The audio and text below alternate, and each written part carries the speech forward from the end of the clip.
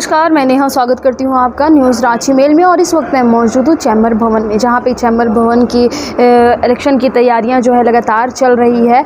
और उन्हीं की तैयारियों को लेकर के आज यहाँ एक प्रेस कॉन्फ्रेंस बुलाई गई थी। तो हम जानेंगे अभिषेक जी से कि क्या कुछ खास रहा इस प्रेस कॉन्फ्रेंस में।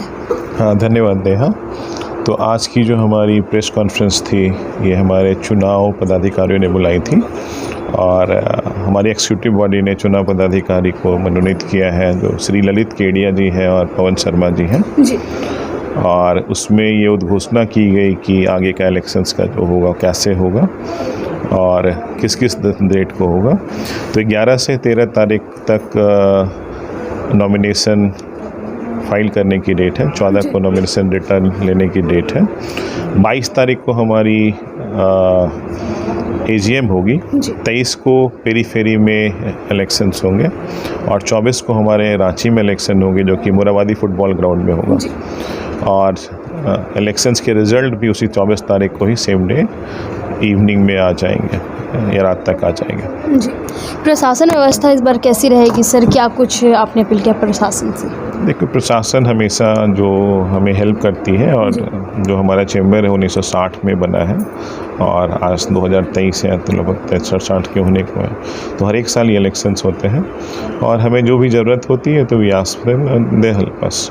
ऐसे हमारे अपने वॉलंटियर्स होते हैं और अगर ज़रूरत महसूस होती है तो हम उनसे मदद मांगते हैं। जी सर, जिस तरह से प्रत्याशी है तो सर वो अपने चैम्बर भवन के ही लोग होते हैं, यानी कि कर्मचारी होते हैं, या फिर कोई बाहर के भी लोग इसमें प्रत्याशी होते हैं? देखिए, चैम्बर भवन ही federation of Jharkhand chamber of commerce and industries, ये व्यापारियों की सबसे बड़ी संस्था है पूरे झारखंड की। तो सारे व्यापारी इस चैम्बर के थ्रू डायरेक्टली इनडायरेक्टली जुड़े होते हैं जी। लेकिन हमारे इलेक्शन में वही लोग पार्टिसिपेट कर सकते हैं जो हमारे डायरेक्ट मेंबर्स हों। जी। हमारे इस इलेक्शन में जो डायरेक्ट मेंबर्स होंगे, तो डायरेक्ट मेंबर्स होते हैं, उसमें लाइफ मेंबर्स होते हैं, जनरल मेंबर्स होते हैं, एफिलिएटेड बॉडीज़ होती है, कॉरपोरेट मेंबर होते हैं और पैटर्न मेंबर होते हैं। तो टोटल नंबर जो नंबर ऑफ़ वोटर्स हैं इस बार वो 3798 है जी। और 3798 में जो भी एलिजिबल लोग हैं वो इस इलेक्शन में खड़े हो सकते हैं। जो कार्यकारिणी होती है वो 21 लोगों की होती है जिनका सिलेक्शन होना होता है। अब पिछली बार अगर बात करें तो बहुत सारे लोग खड़े हुए थे, इसमें 21 लोग का इलेक्शन होता है, जिससे इलेक्शन होती है।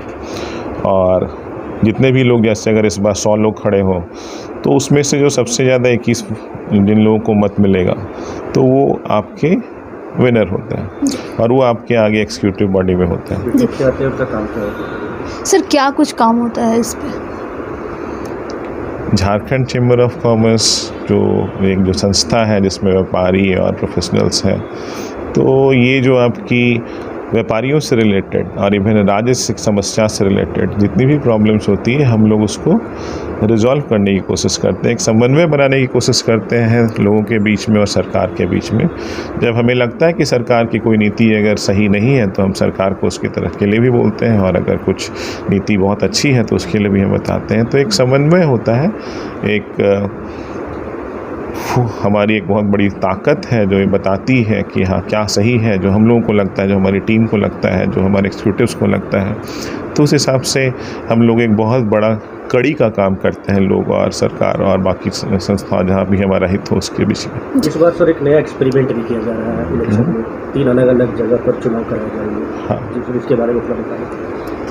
तो हमारे जो 6 रीजनल वाइस प्रेसिडेंट्स हैं, तो हम लोगों ने एक मीटिंग रखी थी। बहुत सारे लोगों की डिमांड है कि चूँकि चैम्बर आज के दिन में पूरे राज्य में फैला हुआ है, अब किसी को गिरिडीह से यहाँ आना पड़ता है तो उतने सारे लोगों को तो उनको तकलीफ़ होती है। तो उनका ये बहुत बड़ा डिमांड था कि गिरिडीह हो गया, संथाल हो गया, जो भी पेरीफेरी के लोग हैं वो कैसे अपने ही रीजन में इलेक्शंस करें ताकि पार्टिसिपेशन बढ़े और लोगों में चैम्बर के प्रति और चैम्बर के इलेक्शंस के प्रति रुझान भी बढ़े और उनका पार्टिसिपेशन भी बढ़े।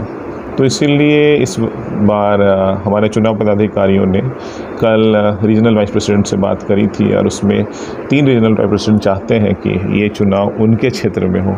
तो वो पहली बार ऐसा होगा कि रांची के अलावा जो पेरीफेरीज है वहाँ भी इस बार इलेक्शंस होंगे। तो वो इलेक्शन हमारा 22 तारीख को होगा और हाँ 22 को हमारी एजीएम है, तो 23 को उनका इलेक्शन होगा और शाम तक उनकी बैलेट आ जाएगी। 24 को हमारा यहाँ इलेक्शन होगा और उसी टाइम में उनकी बैलेट और यहाँ की बैलेट्स दोनों साथ में काउंट की जाएगी। जी, तो जैसा कि आपने सुना कि 11 सितंबर से नॉमिनेशन होना शुरू हो जाएगा और मोराबादी के फुटबॉल ग्राउंड में ही चुनाव होना है। ऐसे ताज़ा तरीन खबरों के लिए बने रहे न्यूज़ रांची मेल के साथ। मैं रिपोर्टर नेहा।